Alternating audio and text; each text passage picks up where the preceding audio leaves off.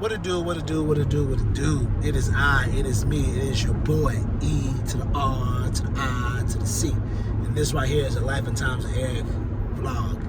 And we're back again for another afterwork / trap / car chronicles.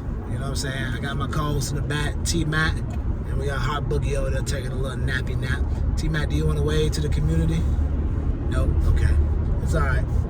Some days it's like that with the kiddos. You know how it is. You got them. You got kids, nephews, cousins, whatever it may be. If you're taking care of a little person, then you understand how this goes.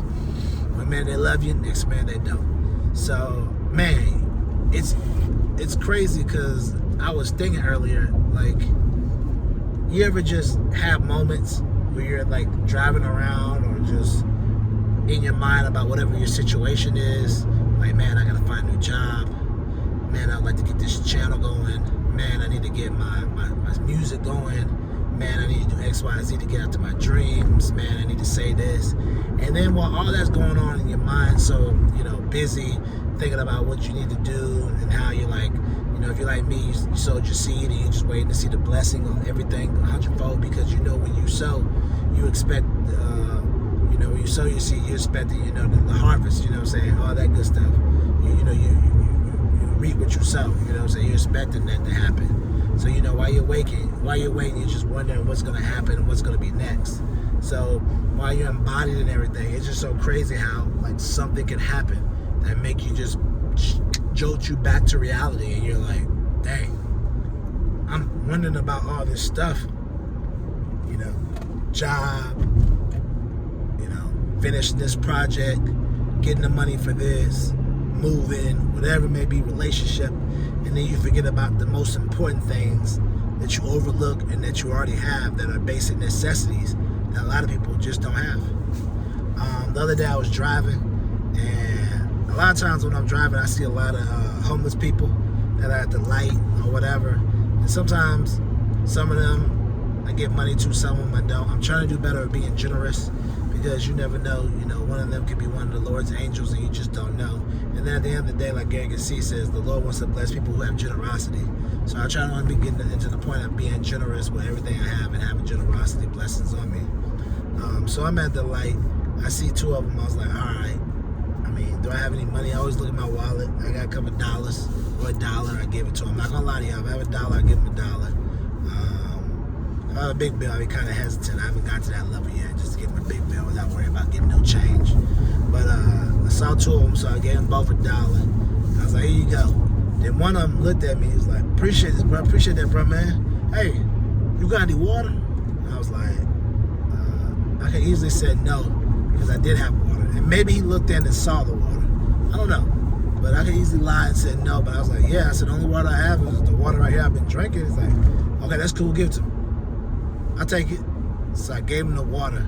And then he took my water. And then he drank out the bottle. Not like, no, he put his mouth on it and drank out the bottle. And it was just crazy to me, because when you're down and you don't have the necessity that you need, and you're homeless and you're hungry and you're thirsty, you don't be worried about any of that stuff that we would think about. Like, if you gave me water right now, or if I gave you water, you'd be like, I don't know where your mouth been. But when you're homeless, that's the last thing on your mind right now. You're just worried about getting some water. Man, what is this car finna do? Bro, what are you doing? What are you doing? Bro, What was that? this mug over here trying to do Crash Bandicoot type of stuff. I don't know what he's doing. So the car drives in front of me and then stops.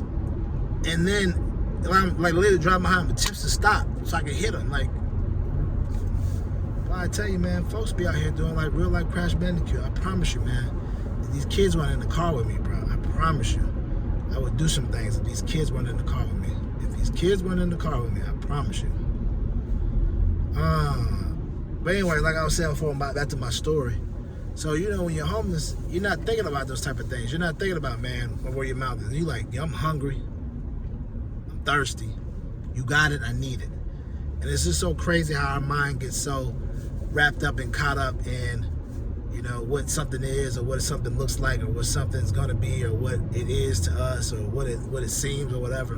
But when you don't have anything, you don't think like that. Like, prime example, when you don't have a job, every time someone calls your phone, and you don't know the number, you answering it because you're thinking it's a job, and you know you need a job to pay your rent, to get some money in your pocket, whatever it may be. You're always willing to bear whatever.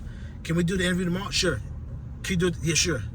When you have a job and you're looking for another job, can we do it tomorrow? Nah, man, we can't do it tomorrow, man. Because you're like, I have a job, so I don't really need this job, And it's always so crazy, and I was thinking about that. It's like when you have your necessities and your needs met, you kind of be lax with other stuff, and you kind of be picky. But when you don't, you're so eager.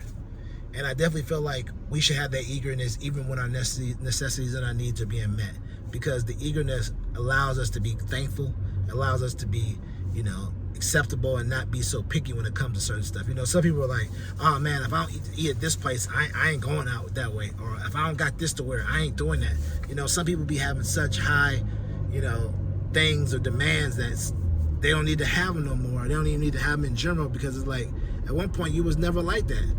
But now all of a sudden you got a little something. Now you got high demands off the charts. That's ridiculous. So that's why I feel like we definitely need to have the whole attitude of just being eager and being thankful. Or not even really being eager. Let me take that back. The eagerness is we need to have the attitude of being thankful. Being thankful for what we have, being thankful for what's been given to us, and being thankful for what the Lord has blessed us with. So I think definitely we all need to be thankful. I try to be thankful. After that little incident happened with me giving them water and all that, all I kept thinking was, man, I'm just thankful to be able to be driving, thankful to be able to have the water to give to them, thankful to be able to have the money to give to them too. So just be thankful for the situation that you're in. It may not be the best, it may not be what you want, but just know it could get better.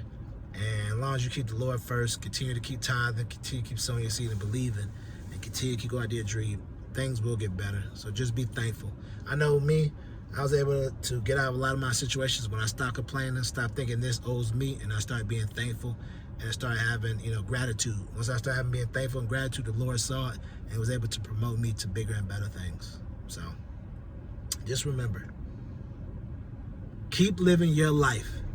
Because if you don't, your life is not going to live you.